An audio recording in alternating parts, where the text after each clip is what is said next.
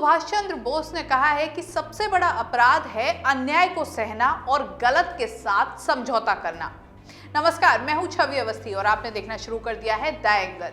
हम बात कर रहे हैं अन्याय सहने की और गलत के साथ समझौता करने की। लखीमपुर का मामला हाल ही में सामने आया। लखीमपुर में किसानों के ऊपर गाड़ी चढ़ा दी गई, किसानों को रौंद दिया गया, कई किसानों की जान चली गई।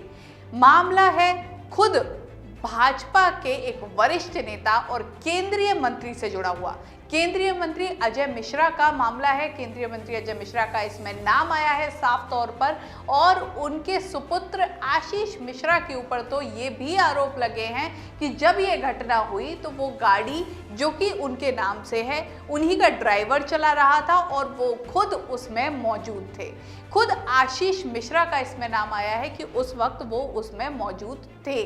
लेकिन इन सब के बाद जैसे ही केंद्रीय मंत्री का नाम आया, जैसे ही उनके सुपुत्र का नाम आया, उसके बाद मानिए यूपी सरकार लग गई इस मामले को दबाने के लिए। लेकिन विपक्ष खड़ा हुआ, प्रियंका गांधी सक्रिय हुई, उनके अलावा कई और नेता सक्रिय हुए और इस मामले को उठाने लगे।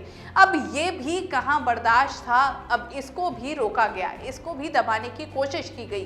प्रियंका गांधी को मौके पर नहीं जाने दिया, अन्य नेताओं को वहां नहीं पहुंचने दिया, कईयों को गिरफ्त में ले लिया गया, एक पूरी पुलिस फोर्स लगा दी गई। लेकिन वो पुलिस फोर्स वहां नहीं लगाई गई जो अपराधी हैं उन्हें पकड़ने के लिए।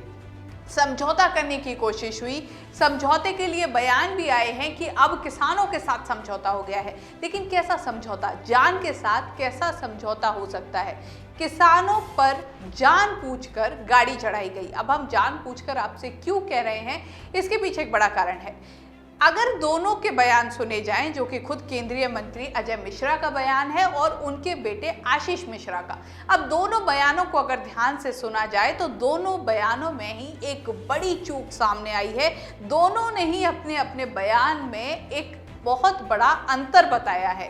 जहां एक और अजय मिश्रा का कहना है कि जब वो उनके गाड़ी वहां गई, उनके कार्यकर्ता वहां गए, तो उनको जबरदस्ती पहले मारा गया, पीटा गया और उसके बाद उनकी गाड़ी को नीचे धकेल दिया गया। बदरियों ने हमला किया, पत्थर फेंके, जब गाड़ियां रुक गईं तो उनको गाड़ियों से खींच करके लाठी, डंडों और तलवारों से मारा और उनकी हत्या की। ऐसे हमारे 3 भारतीय जनता पार्टी के कार्यकर्ताओं की हत्या की पुष्टि हुई है। हमारे ड्राइवर की हत्या की गई। सड़कों पर जब वो गाड़ियां रुक गईं उनको मार रहे थे, उसके बाद गाड़ियों को सड़कों से नीचे धकेला है और 2 गाड़ियों को हमारी जला दिया, कई गाड़ियों में तोड़फोड़ की है। लेकिन वहीं जब यही बात उनके बेटे से पूछी गई तो उनका साफ तौर पे कहना है कि उनकी गाड़ी अनबैलेंस हो गई, उनकी गाड़ी का बैलेंस नहीं बना, जिसके बाद वो गाड़ी उनके ऊपर चढ़ गई और ये एक्सीडेंट हो गया। वो गाड़ी हमारी डिसबैलेंस हुई, वो गाड़ी नीचे को उतर गई।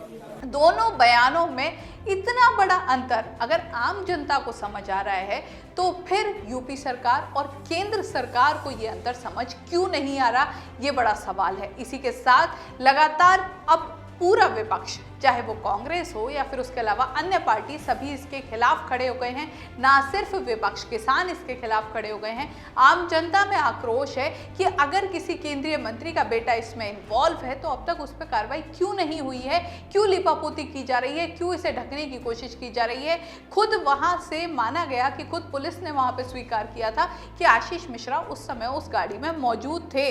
तो फिर आशीष मिश्रा आराम से क्यों इस तरह बाहर घूम रहे हैं, क्यों अब तक उन्हें गिरफ्त में नहीं लिया गया है? पूरा घटनाक्रम बेहद ही शर्मनाक है, पूरा घटनाक्रम बेहद ही दर्दनाक है, क्योंकि जिस तरह से कुचला गया है किसानों को, साफ तौर पर कई सवाल खड़े करता है। और जिसके बाद जिस तरह से लीपापोती की जा रही है, जैसे कि साल भर पहले एक और घटना हुई थी उत्तर प्रदेश में ही, वो घटनाक्रम था हाथरस वाला, उसके बाद भी कुछ इसी तरह की लीपापोती हुई, लेकिन इस बार फिर से वैसी ही लीपापोती। अब लगता है कि ये जंगल राज बनता जा रहा है, क्योंकि केंद्रीय मंत्री का बेटा इसमें इन्वॉल्व है, केंद्रीय मंत्री का नाम इन्वॉल्व है, लेकिन अब तक भाजपा के किसी भी वरिष्ठ नेता का कोई बयान नहीं आया। प्रधानमंत्री हमेशा की तरह चुप हैं, गृह मंत्री की तरफ से कोई भी बयान नहीं है, खुद भाजपा के जो राष्ट्रीय अध्यक्ष है वहां से कोई बयान नहीं है। किसी भी तरह की कोई अभी तक अपनी तरफ से सफाई भाजपा ने नहीं दी है। अब ऐसे में देखना होगा कि ये घटनाक्रम भी पुराने घटनाक्रमों की तरह लीपापोती करके ढक दिया जाता है, उन मौतों को इसी तरह मातम मनाने के लिए उनके परिवार को छोड़ दिया जाता है, या फिर इस बार जनता के जो एक दबाव पड़ रहा है या जनता में जो आक्रोश है उसकी बदौलत कुछ न्याय मिल पाता है उन लोगों को जिनकी वहां मौत हुई है। इस तरह की खबरों के लिए द एंगल देखते रहिए। चैनल को जरूर सब्सक्राइब कीजिए। वीडियो पसंद आया है शेयर करना ना भूलें। नमस्कार।